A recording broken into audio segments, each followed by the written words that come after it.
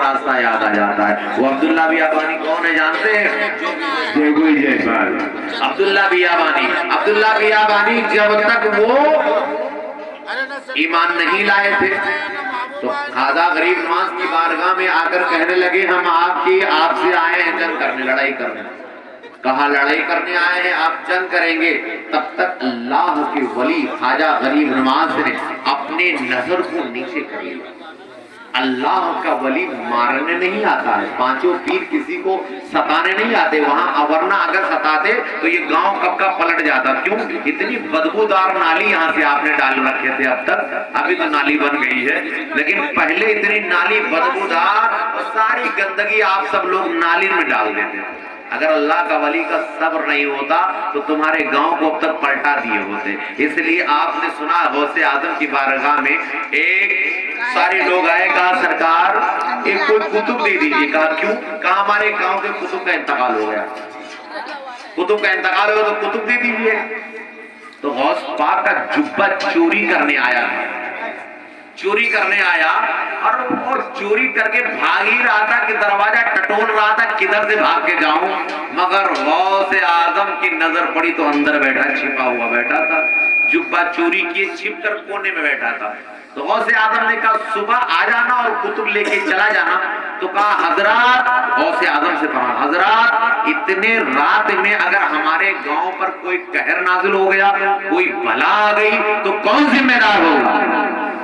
تو کہا ٹھیک ہے میرے گھر کے اندر ایک کتب بیٹھا، اسی کو لے جاؤ۔ تب تک وہ گھبرانے لگا، سرکار میں تو چور ہوں، چور۔ اب تک تو چور تھا، ڈکیت تھا، جو بھی تھا، غوث کی نظر پڑی تو کتب بھرنے آیا۔ اب وہ کتب کو دے دیا اس گاؤں کے لیے۔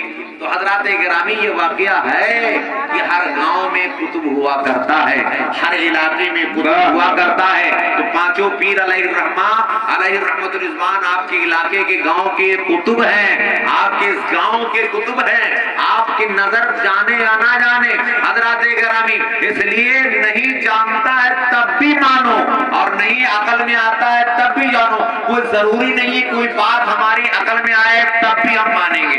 اس لیے کسی نے کہا تھا کہ ہماری بات عقل میں نہیں آتی ہے کہ اللہ تعالیٰ نے بڑے بڑے تربوز کو زمین میں رکھا ہے اور اتنے اتنے بڑے آم کو بڑے بڑے جھاڑوں میں ڈال دیا، یہ بات ہماری سمجھ میں نہیں آتا۔ اللہ کا یہ کیا فیصلہ ہے؟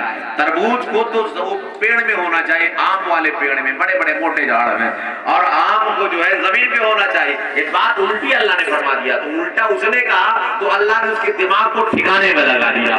وہ آم کے پیڑ سے گزر رہا تھا اور آم کا موسم تھا اور اس اتفاق سے وہ ٹکلا بنائے ہوئے تھا، اور جب اوپر سے ایک آم اس کی کھوپڑی پہ گرا تو آنکھوں کے نیچے اندھیرا چھا گیا۔ کہا اللہ اب سمجھ میں آ گیا، اب سمجھ میں آ گیا کہ اگر یہ تربوز اگر اوپر کو لگا دیا ہوتا تو ہم اوپر ہی چلے جاتے اب تک۔ مولا تو نے جو فیصلہ کیا وہ صحیح کیا ہے، ہم ہی جھوٹے تھے۔ حضرات گرامی تو بات جو ہماری سمجھ میں آئے وہ بھی مانے اور نہیں سمجھ میں آتا تو بھی مانے، اللہ کا فیصلہ ہے۔ مثال کے طور پر ابھی پانی آپ چلاتے ہو، نل جتنا چلاؤ گے اتنا گرم پانی نکلے گا، اور گرمی میں جتنا چلاؤ گے اتنا ٹھنڈا نکلے گا۔ تو ابھی آپ نے غور کبھی کیا ہے کہ اللہ تعالیٰ نے ایسا کیا تمہارے لیے؟ اس لیے تمہارے پاس تو فریز ہے، تمہارے پاس گرم کرنے والی مشین ہے، لائٹ سے گرم کر سکتے ہو، مگر غریب غربا آدمی جو صبح کی نماز کے لیے اٹھے گا وہ کہاں گرم کرنے کے لیے مشین لائے گا؟ اللہ ہمارا اور تمہارا سب کا خالق و مالک ہے۔ تو اللہ تمہارے لیے پانی کو زمین کے اندر گرم کر رہا ہے اور گرمی میں ٹھنڈا کر رہا ہے۔ بات جو عقل میں آئے وہ بھی مانو اور نہیں آتی تب بھی مانو۔ حضرات گرامی تو ہم اور آپ کو چاہیے اللہ والوں سے اپنا نسبت جوڑ لے۔ تو جوگی جیپال جو ہے ہوا میں اڑنے لگا، کہا آئیے، کہا کیا کرنے آئے؟ کہا آئیے یہیں پر لڑیں گے۔ خواجہ غریب نواز سے کہا جوگی جیپال تب تک اللہ کے ولی نے نظر کو نیچے کر لیا۔ اللہ کا ولی مارنے نہیں آتا، ایمان کی دولت دے کر اسے اٹھانے آتا ہے۔ بے شک ولی نے نظر نیچے کیا تو کھڑاؤں نے اشارہ سمجھ لیا۔ جب نظر نیچے کیا غریب نواز نے تو کھڑاؤں نے اشارہ سمجھا۔ کہا حضرات آپ مت جائیے، ہم کو جانے دیجیے۔ کہا کیا کریں گے؟ کہا حضرت مدینے سے دو ہی تو آئے تھے، ایک کاسا آیا تھا اس نے حق آنا ساگر کا پانی بھر کے عطا کر دیا، ہم رہ گئے، ہم کو جانے دیجیے، آپ مت جائیے۔ تو کہا جا کر बात करने लगे। अब बताओ, बात आना, जिंदा होना, ये लकड़ी के अंदर कुछ हो सकता है? अल्लाह के वली का तलवा चूमा तो जिंदगी मिल गई, उसके अंदर जिंदगी आ गई। गरीब नवाज का तलवा चूमा तो लकड़ी के अंदर जिंदगी मिल गई, लकड़ी जिंदा हो गई। और जिंदा नहीं थी तो बात क्यों कर रही थी? और बात कौन करता है? जो जिंदा होता है वही बात करता है। तो खिड़ाव आपस में बात कर रही थी। एक कहता था करेंगे क्या? करेंगे क्या? जब तेरी तरफ देखेगा तो मैं पढ़ूंगी, और जब तेरी तरफ देखेगा तो मैं पढ़ूंगी।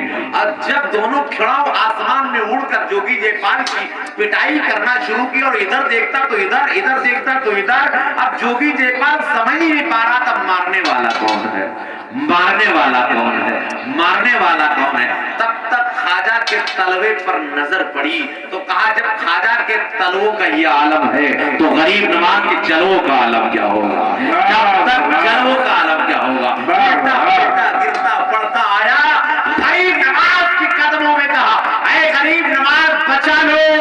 जब तलवों का ये आलम है, उससे लगी हुई लकड़ी का आलम है, हम लग जाए तो कितना आलम होगा, हम लग जाए तो कितना अच्छा होगा।